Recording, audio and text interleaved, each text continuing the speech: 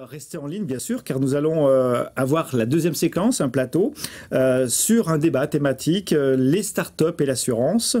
Pensez au live tweet, même si on n'a pas le temps de prendre les questions parce qu'on a un tout petit peu débordé sur le timing. Et avant de vous retrouver sur le plateau, vous allez voir un reportage de France 2 d'une petite minute. Imaginez-vous sur une route américaine après de longues heures de conduite. Vous ressentez la fatigue arriver. Heureusement, vous portez ces lunettes magiques munies de capteurs bleus qui commencent à clignoter à la première alerte et même à sonner. De quoi éviter l'endormissement. Les clignements d'yeux et la durée de clignement d'yeux vont nous indiquer l'état de fatigue du conducteur. Pour plus de sécurité, les lunettes peuvent être jumelées avec le téléphone d'un passager ou d'un proche qui n'est pas dans le véhicule, ou encore celui de votre assureur. Dès que les premiers signaux d'endormissement sont perçus, le téléphone va émettre un message auprès d'un assisteur qui va pouvoir appeler via les haut-parleurs de la voiture, bien sûr, le conducteur pour le tenir éveillé jusqu'à la prochaine aire de repos. Ces lunettes seront commercialisées dès cette année. C'est l'une des inventions françaises les plus remarquées à la... Voilà, les startups, c'est le sujet de notre débat thématique Assurance TV de cette première édition. Nous allons aborder ce sujet, un vaste programme. Nous avons réuni autour de nous des professionnels reconnus. Merci de votre présence. Nous avons la présence de Stefania Maestroni, qui est vice-présidente Massif Innovation et directrice de l'innovation du groupe Massif. Merci de nous rejoindre. Merci. Merci à Tanguy Paulet de sa présence. Vous êtes directeur de la division client et transformation digitale et membre du COMEX de Swiss Life France. Bonjour. Florent, bonjour. Florent Villard, vous êtes directeur général d'Altima Assurance, groupe Maïf, et Philippe Perrard qui a pu atterrir. Merci d'être parmi nous, Philippe. Vous êtes CEO et founder de Healthy, on dit comme ça, c'est ça? Tout à fait, oui. La start-up que vous avez probablement découvert, dédiée aux montures connectées intelligentes. Alors, les start-up françaises étaient en force au CES de Las Vegas, comme l'année dernière d'ailleurs.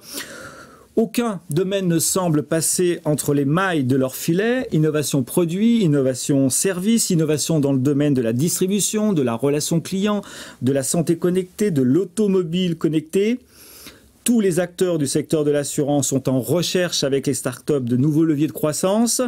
Les startups redessinent le paysage de l'assurance et beaucoup d'acteurs multiplient du secteur de l'assurance, bien sûr, multiplient avec les startups, les échanges, les partenariats, les POC et parfois des POC, de POC, etc. Alors, ma première question est adressée à Stefania. Vous co-dirigez actuellement le véhicule d'investissement du groupe mutualiste Massif. Depuis sa création en 2016, il a été déjà conclu 8 partenariats stratégiques, c'est bien cela, oui. À travers des investissements avec des startups. Quels sont pour vous, Stefania, les apports concrets des startups, vus pour l'assureur, mais vus aussi pour l'assuré? L'Open Innovation à Massif est vraiment en réponse à sa stratégie, une stratégie d'accompagnement du sociétaire pour améliorer son quotidien et pour augmenter ou préserver son autonomie. Ça, c'est vraiment notre objectif principal.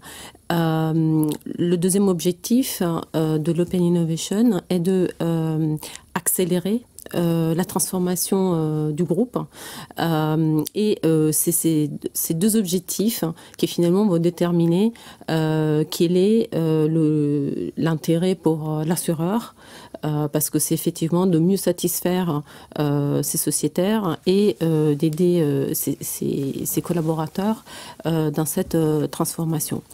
Dans le choix que nous avons opéré effectivement dans nos 8 investissements, nous avons donc mis en avant la qualité de l'équipe, bien évidemment, mais aussi sa philosophie, de l'équipe de la start-up. Aussi sa philosophie. Parce que comme justement, il ne s'agit pas d'investissement purement financier, bien évidemment, nous avons des filiales qui s'occupent de faire du private equity, donc ce n'est pas du tout ça l'objectif de Massif Innovation. L'objectif de Massif Innovation est de investir, de renforcer un lien, un partenariat stratégique avec une start-up qui peut vraiment nous apporter quelque chose au plan métier.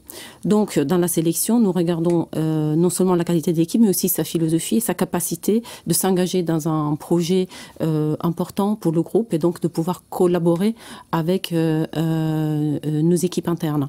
Nous regardons bien évidemment aussi la qualité de la solution qu'il apporte. Ça peut être un produit, un service, une technologie, une capacité de lire, de détecter quelque chose dans les marchés, de l'apport de data et de connaissances. Je peux vous fournir quelques exemples d'investissements et donc de partenariats que nous avons réalisés. Pour l'assurer, qu'est-ce que ça apporte concrètement comme valeur ajoutée? Alors, comme je vous disais, il s'agit notamment de nouveaux services. Je parlais de comment donner plus d'autonomie ou préserver l'autonomie de nos sociétaires. Si on fait référence à des sociétaires plus fragiles, on peut penser aux personnes plus âgées. On peut identifier le maintien de personnes à domicile comme quelque chose qui va améliorer la vie d'un sociétaire. Rester à la maison plus longtemps pour des personnes âgées peut vraiment changer la qualité de vie. Ça, c'est du concret. Donc, vous avez dans l'intervention précédente, un intervenant a pointé, indiqué deux problématiques par rapport aux objets connectés, au développement des objets connectés dans un pays comme la France, lorsque d'autres pays, effectivement, peuvent avoir des expériences plus avancées. Il a parlé, d'une part, de l'acceptabilité et d'autre part, du coût de la solution.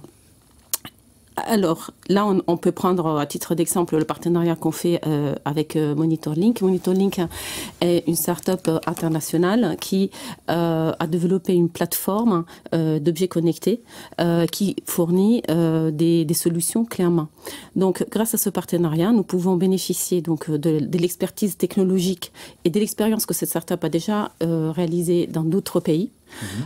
Comme on partage la même philosophie qui est vraiment, pour avoir passé plusieurs mois et discuter avec eux, c'est vraiment de fournir la meilleure solution au juste prix. Nous savons qu'on peut co-développer avec eux une solution adaptée à nos sociétaires. Et c'est là qu'arrive notre apport. Nous avons donc une base de sociétariens. Nous sommes de 5 millions de sociétaires. Nous sommes très légitimes sur ce qui est lieu de vie et protection des plus fragiles. Nous avons depuis très très longue date développé des réseaux d'aidants qui sont une pièce maîtresse dans cette relation. Et donc, nous nous appuyons donc sur une technologie déjà prouvée à l'étranger, avec des expériences, donc des apprentissages de ce qu'ils ont pu faire à l'étranger, et nous la déclinons avec notre expérience et notre connaissance, en partenariat aussi avec les aidants, avec nos assisteurs, avec tout notre écosystème. Et nous faisons pendant 6 mois un pilote, par exemple, dans le domaine de maintien de personnes à domicile, et même dans le cadre du pilote, nous testons des choses. C'est des pilotes, c'est des POC, vous faites des POC, des POC. Est-ce que concrètement les sociétaires peuvent utiliser les solutions? Là, il y a une quarantaine de personnes qui utilisent des objets qui permettent de détecter la chute, qui est la première cause de mortalité à domicile en France. Et donc, notre objectif est vraiment de prévenir cette chute et, en cas de chute, de faire intervenir l'assisteur avant, le plus rapidement possible, parce que ça réduit le risque de séquelles après. Et donc, l'avantage, permettez-moi, c'est immédiat pour le sociétaire, et bien évidemment aussi pour l'assureur et l'assisteur, parce qu'on fait du débruitage d'alerte. Donc l'assisteur sait que l'alerte qui est passée est vraiment la bonne, donc il se dépêche de partir. Le coût est moindre, parce qu'il n'intervient que quand c'est nécessaire d'intervenir. Et après, le coût derrière, comme on réduit les séquelles, le coût d'hospitalisation, etc., sera également réduit. Donc c'est aussi une utilité sociale. Donc, en premier lieu, l'utilité pour la personne, après sociale, et après pour l'assisteur, l'assureur, etc. L'assisteur. Voilà. Merci. Bon, vous pouvez intervenir. Je ne voulais pas préciser au tout début. Alors, Florent, vous dirigez Altima. C'est le laboratoire de la Maïf, c'est bien ça un petit peu, non? Ça résume bien la mission. D'accord. Ouais. C'est bien ça? Ouais. On a parfois l'impression que le secteur de l'assurance, beaucoup de marques d'assurance en tout cas, utilisent les startups et misent quasiment intégralement leur transformation sur leur relation avec les startups. Est-ce que vous partagez cette analyse ou est-ce que vous êtes de l'avis contraire? Alors c'est compliqué de répondre pour tous les acteurs. Je vais au moins répondre pour celui que je connais le mieux, la Maïf, parce qu'effectivement, dans la question que vous posez, il y a le mot transformation, il y a le mot start-up, donc ça correspond assez bien à ce que l'on fait. Effectivement, on a un plan de transformation très très ambitieux sur les prochaines années. Et c'est vrai qu'à travers ce plan stratégique, ce plan de transformation, il y a une attention particulière sur l'écosystème des startups. 2 chiffres, on en a sur 200. On en a sur 200 aujourd'hui en tant qu'entreprise. On a évidemment une quarantaine de partenariats B2B2C avec elles. Et puis surtout, on les accompagne de la même manière que Massif Innovation, puisqu'on a quand même un Maïf Avenir qui est doté à 250 millions d'euros, ce qui en fait un des plus gros fonds corporate en France aujourd'hui. Donc c'est vrai qu'il y a une attention particulière, mais c'est pas toute la transformation qui repose sur les startups. Je vais y revenir après, parce que l'innovation, il y a de l'innovation interne, il y a une ambition de sortir nos propres offres, d'accélérer considérablement le time to market. On a quand même l'impression que l'accélération de la transformation est mise sur les épaules frêles parfois des startups. Je pense pas. En tout cas, je pense qu'il faut qu'on voit les deux. Vous part de votre avis tout à l'heure. Les deux en parallèle, je pense. Il y a une vraie volonté d'accélération du time to market. Si je prends l'exemple de Maïf, le rôle de la filiale que je dirige, Altima, c'est clairement dans ce but-là. On est trop petit pour essayer d'accélérer, notamment pour aller sur du test and learn ou l'expérimentation. Mais c'est vrai que la relation avec les startups, ça nous permet de travailler sur différents sujets. D'abord, il y a la dimension méthode. Ça nous a permis considérablement de progresser dans les méthodes agiles, dans la focalisation sur le time to market, dans l'attention sur l'expérience utilisateur ou sur les MVP. Ça nous a permis aussi, je pense, de progresser dans le choix des process et des outils, parce qu'on a une grande tradition dans l'assurance et on fait tout nous-mêmes. Avec les startups, c'est vrai qu'on voit qu'il y a toujours cet arbitrage assez rationnel entre make or buy. C'est est-ce que je fais moi-même, le CTO développe lui-même, ou est-ce que je prends une solution toute prête, souvent d'ailleurs portée par d'autres startups, si on prend l'exemple du paiement, de la signature électronique et tout ça. Donc ça nous a permis un peu de changer un peu de mode de fonctionnement par rapport à ça. On s'ouvre beaucoup plus sur des solutions externes. Et la transformation du modèle, Maïf c'est une mutuelle sans intermédiaire comme Massif. Donc pas du tout ouverte sur le B2B2C, très très B2C. Et c'est vrai qu'avec les startups, on a démarré cette relation B2B2C et c'est hyper exigeant en termes d'organisation, en termes d'IT. Rodolphe était sur la table ronde d'avant, c'est notre éditeur du côté de Prima, il le sait, il pourra le confirmer. On lui met une pression incroyable pour qu'il développe les API. Parce que quand vous discutez avec des CTO de startups, il faut avoir non seulement des API sur toute la chaîne de valeur, et en plus, je dirais, avec un niveau de codage à l'état de l'art, parce qu'ils veulent vraiment les dernières technologies de développement. Puis après, de manière plus classique, quand on travaille avec les startups, c'est des relais de croissance, évidemment, faut pas se leurrer. Et puis c'est de l'open innovation, comme le disait Stéphanie. Tanguy, vous vouliez peut-être intervenir tout à l'heure sur les mots de Florent. Oui, je pense que quand vous faites ce constat sur le secteur de l'assurance, il y a un peu de vrai quand même. On est tous peut-être passés dans un premier temps, et il y en a encore qui y passent maintenant et d'autres qui devront y passer, par cette première approche qui est l'approche de il y a des choses qui bougent, on est tous connectés, on est tous de plus en plus connectés dans l'entreprise aussi, du COMEX aux collaborateurs de l'entreprise, et du coup il y a cet effet d'emballement, vous surfez aussi sur cet effet d'emballement, vous le créez et puis vous l'approfondissez. C'est un peu ce qui se passe aussi dans les entreprises. En fait, d'abord ça commence par cette rencontre avec ces startups, ça commence par quelques moments d'engouement. Il y a un côté un peu fancy à être dans ces incubateurs, rencontrer ces géniaux entrepreneurs. Ceux qui ont un peu plus d'argent que les autres peuvent mettre un petit million par-ci, un petit million par-là. Et ça, c'est le démarrage. Et c'est vrai que franchement, ça a beaucoup démarré comme ça. C'est pas encore un peu le cas quand même, non? Si, je pense que c'est encore un peu le cas. C'est aussi un peu le cas parce qu'il faut rester dans le coup, parce que ça va très vite, qu'il y en a de plus en plus. Quand on voit ce qu'il y avait comme start-up l'année dernière, CES, et ce qu'il y avait cette année-ci, on voit bien que c'est exponentiel, et encore ça c'est que la France, il y en a un peu de partout dans le monde, donc oui, on va aller chercher ces informations, et c'est l'effet d'engouement. Je pense que c'est très bien, parce que quelque part, ça fait se mobiliser une partie, en tout cas, de l'entreprise. Ça fait bouger des comités exécutifs aussi, qui à un moment donné se disent, là, ça fait quand même un certain nombre d'années maintenant qu'ils nous parlent de ces trucs-là, laboratoire, start-up, incubateur. On va commencer à regarder. Il y en a qui sont un peu plus avancés que ça, et ça se partage. Et je pense que c'est ça le plus important, c'est qu'à un moment donné, ça doit se partager pour qu'on comprenne qu'il y a un enjeu finalement pour l'entreprise un enjeu de transformation. C'est pas pour rien que ce mot est peut-être celui qui vient le plus dans le discours. Concrètement, vous pensez qu'on accélère un petit peu la collaboration avec les startups d'un point de vue concret? On a l'impression que, peut-être à tort, qu'on multiplie un peu les POC de POC. Oui, mais c'est vrai. Et que les startups, en attendant, il faut qu'elles trouvent leurs équilibres financiers, qu'elles n'ont pas forcément le temps d'attendre. C'est sûr. On donnera tout à l'heure la parole à notre ami. Non ? Il y a un petit effet, il y a un petit effet bulle. Hein. Quand on est dans le marché financier, on connaît bien cet effet-là. Il y a un petit effet bulle, effectivement, autour des startups.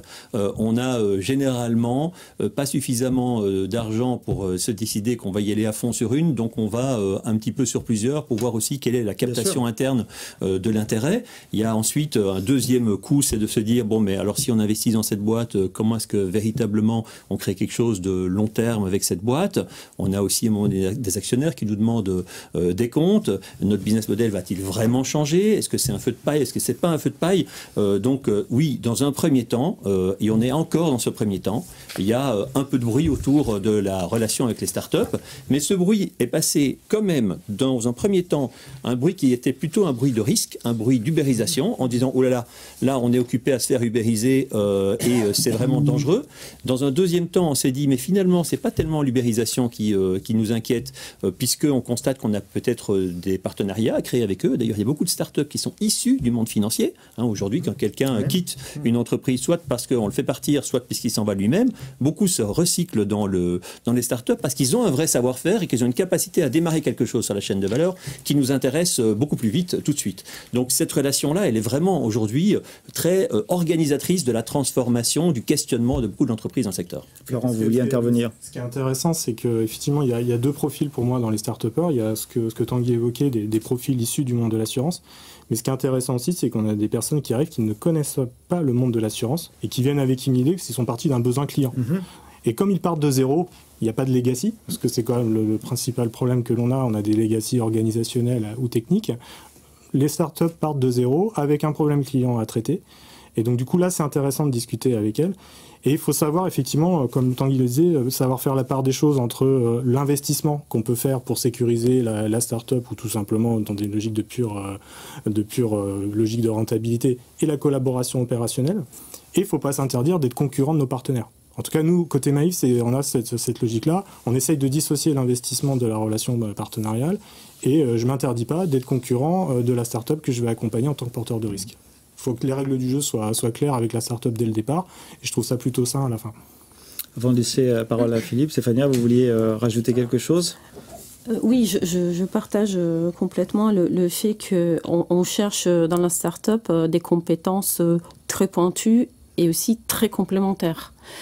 Surtout quand, comme je disais, la Massif investit cette dimension du service. Donc on s'éloigne progressivement de la focale qui pouvait être posée antérieurement sur une technicité produit d'assurance. Donc on était très excellence assurance IRD, excellence finance épargne, excellence santé prévoyance. Là on se dit ce qui intéresse le sociétaire c'est son quotidien. Donc on sort progressivement de cette focale-là qui est un acquis. On est plutôt sur qu'est-ce qui l'intéresse au quotidien. Et c'est là que la start-up peut avoir aussi peut être très complémentaire parce qu'elle vient, comme tu le disais, avec une connaissance d'un service qui n'est pas assurantiel, mais qui est la pièce qui manque dans la complétude d'un service et qui évite aussi que d'autres acteurs, parce qu'on parlait tout à l'heure de nouveaux entrants, puissent casser un peu notre relation en nous attaquant sur quelque chose qui n'est pas purement assurantiel. Donc effectivement, cette compétence, c'est une complémentarité est très importante. Et aussi, on parlait de POC et d'investissement et de concurrence et de pas concurrence. Je crois que le mot-clé est un peu aussi la bienveillance et la responsabilité. Il faut que la relation avec la start-up soit une relation d'adulte à adulte et que les règles du jeu exactement soient claires. Est-ce qu'elles sont les mêmes pour tout le monde, les règles du jeu entre la start-up et les grands groupes ? Il faut qu'il y ait, comme je disais, une bienveillance et qu'on se dise qu'il y a un projet à développer. Après, il y a effectivement des intérêts investisseurs, des intérêts clients qui peuvent être pas en accord, mais si on travaille aussi par projet, voilà, si on a vraiment un projet, on se dit on veut arriver là et on comprend quel est l'apport de chacun à ce projet, on peut parfois aussi renoncer à des subtilités, on peut renoncer à des choses parce qu'on dit l'important est que le projet, que la plateforme s'installe et se développe. Et in fine, on sera tous gagnants si on a su apporter quelque chose de vraiment, une valeur ajoutée réelle pour le sociétaire, pour le nôtre, mais aussi pour d'autres. L'important, c'est qu'on puisse faire progresser une technologie, une solution. Après, le plus grand nombre pourra aussi en bénéficier. D'accord, donc on voit que les startups ont quand même un taux de mortalité qui se rapproche des 9 sur 10, on dit à peu près. Hein. Je crois que taux de mortalité important. Alors je ne dis pas ça à l'adresse de Philippe qui nous a rejoint et dont on a vu le reportage de France 2 tout à l'heure qui présentait les montures intelligentes, les montures connectées intelligentes et qui était au CES Las Vegas en début d'année. Moi Philippe, je voudrais plutôt vous interroger sur ce mode collaboratif entre les grands groupes et les startups. Est-ce qu'il n'y a pas une inconcordance de temps? Est-ce qu'il n'y a pas un décalage entre les intérêts des uns et les intérêts des autres? Oui, alors vous m'avez dit que je pouvais dire ce que je pensais. Hein. C'est le but. Hein, d'accord, donc j'avais l'impression en écoutant mes trois interlocuteurs qu'on était dans le monde des bisounours. C'est merveilleux. J'adore. Les startups souffrent un peu. Mais le côté startup friendly, moi je dirais, est-ce que c'est une pensée à la mode, ce dont j'ai l'impression dans pas mal de boîtes, ou un mode de pensée, ce qui est là fondamentalement différent. Et pour moi, on est plutôt dans la pensée à la mode actuellement que dans le mode de pensée. Ou bien j'ai pas eu les bons interlocuteurs. J'ai été chez vous, à la Massif, et j'ai fait 1 ou 2 rendez-vous. Mon projet, je ne sais pas où il est allé. Ma présentation, je ne sais pas où elle est allée. Et pourtant, quand je vous entends parler effectivement de réduire les risques, de pouvoir effectivement accompagner les personnes âgées ou d'autres en termes de dépendance, en termes de détection de chute et surtout en termes de prévision de la chute, qui est un problème juste extrêmement ardu. Je comprends pas pourquoi vous n'êtes pas mon capital. Sans prendre de cas particulier, est-ce que c'est un problème qu'on rencontre, je dirais, d'une façon générale. Alors ça. Là, j'étais un petit peu taquin. Il n'y a pas de souci. Il y a tellement de startups si vous voulez, mais il y a beaucoup de startups et il y a beaucoup de collaborateurs. Donc après, il faut s'adresser aussi. Enfin, il faut trouver les bons canaux. On ne va pas régler des cas particuliers aujourd'hui. Tout à l'heure pendant le cocktail, avec grand plaisir. Mais effectivement, on se rend compte que à un moment donné, comme vous le dites fort justement, il faut avoir la bonne personne au bon moment. Voilà. Et effectivement, pour ce qui me concerne, chez Generali, au bout de 4 mois simplement de création de la société, alors que même les choses n'existaient pas, j'ai quelqu'un qui a dit « go, on y va ». Et tiens, finalement... mais je ne vous ai pas dit que tout était noir. D'accord. Je dis simplement, on n'est pas complètement non plus dans le monde des bisounours. Moi, j'aurais des propositions à faire. Je pense que notre ami Jacquet pourrait les porter, d'ailleurs, dans le cadre de défendre la croissance, etc.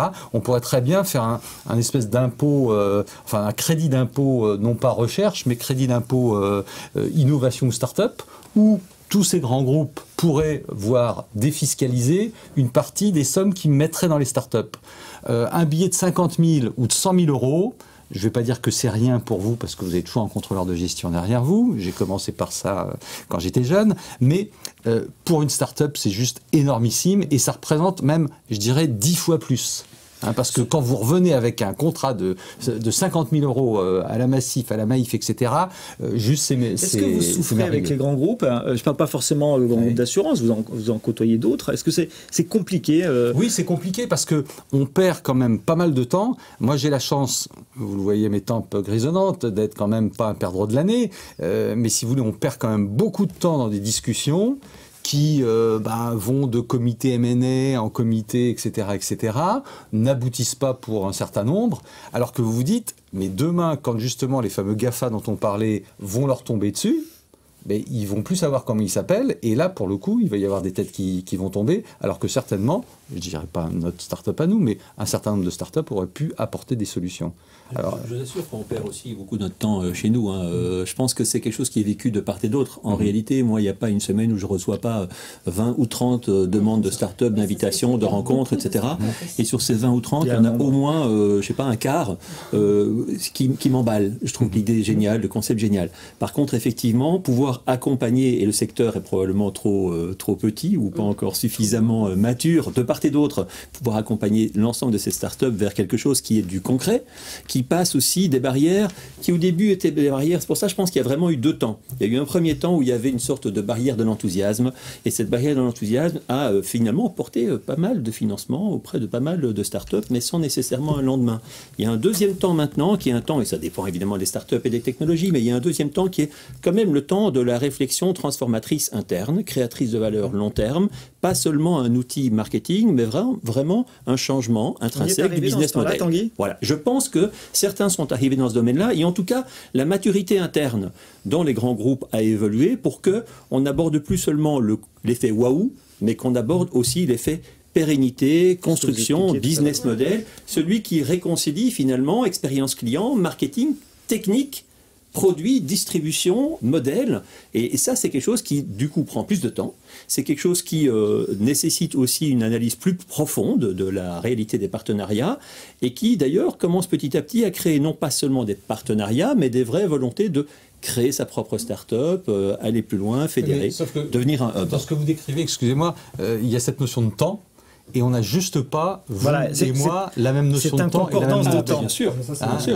Il y a le temps de la start-up, il y a le temps de l'assureur. Un temps long, et nous, on a un temps court. On est d'accord. Si au bout de 3 mois, 6 mois, on n'a pas un contrat qui nous permette effectivement d'embaucher les 2, 3, 4, 5, 10 ingénieurs dont on a besoin pour que le POC à moitié, je dirais, fini, devienne quelque chose qui fasse non seulement le waouh, mais surtout derrière ce que vous disiez, la réalité d'une réponse concrète à une attente client, etc., on ne peut pas avancer.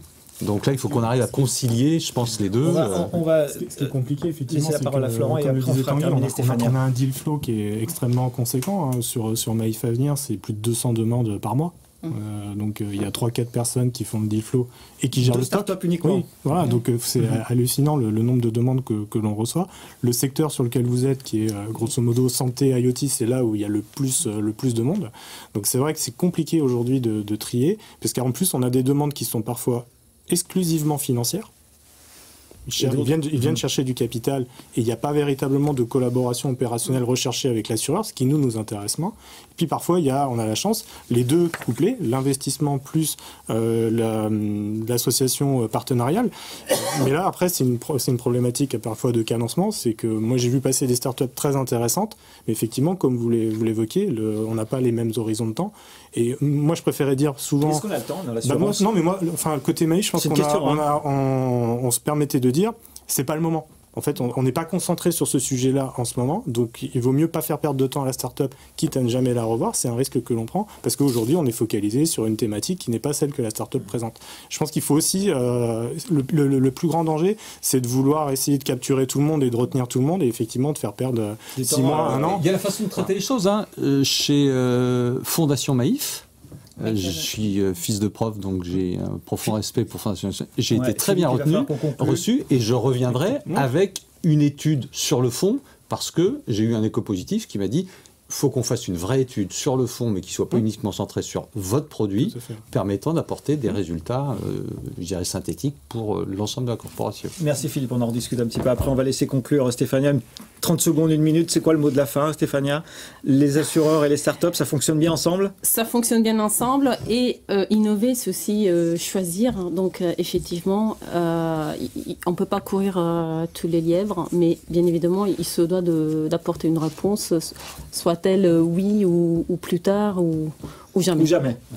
C'est un beau mot de la fin pour ce débat passionné. Merci à vous d'avoir participé à cet échange qui était court mais un peu plus long que prévu. Nous sommes désolés, nous avions prévu 25 minutes pour ce débat. On a un petit peu de retard.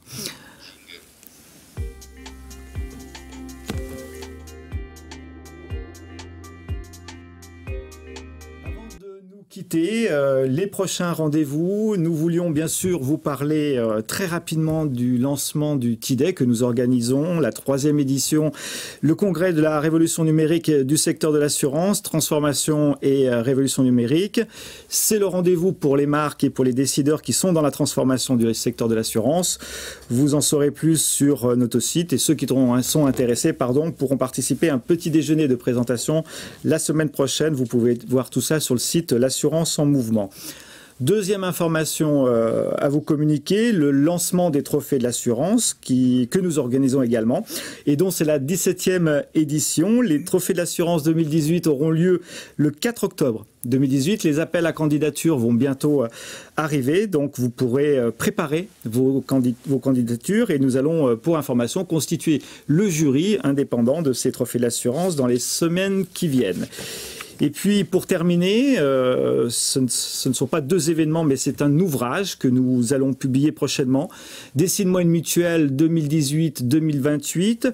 Un ouvrage que nous coproduisons avec l'agence The Links. Un ouvrage sur lequel nous parlons de la nouvelle modernité des mutuelles avec une vingtaine d'interviews de présidents et de directeurs généraux.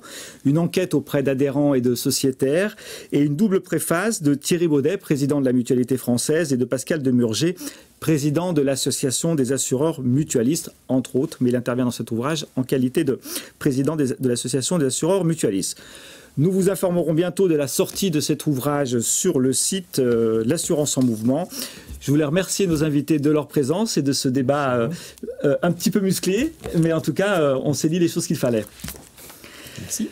Merci d'avoir suivi ce premier Mag Assurance TV. Faites-nous part de vos commentaires, qu'ils soient positifs, qu'ils soient négatifs, ça nous fera progresser. Le prochain Mag Assurance TV est le 20 mars 2018 avec de nombreuses personnalités et bien sûr 2 nouveaux sujets. Nous pouvons d'ores et déjà aussi vous annoncer que nous aurons des mags thématiques, dont le prochain sera le 21 mars sur un sujet très précis. On vous en dira plus là aussi sur notre site L'Assurance en Mouvement. Merci à vous, merci de votre écoute et on vous retrouve très bientôt.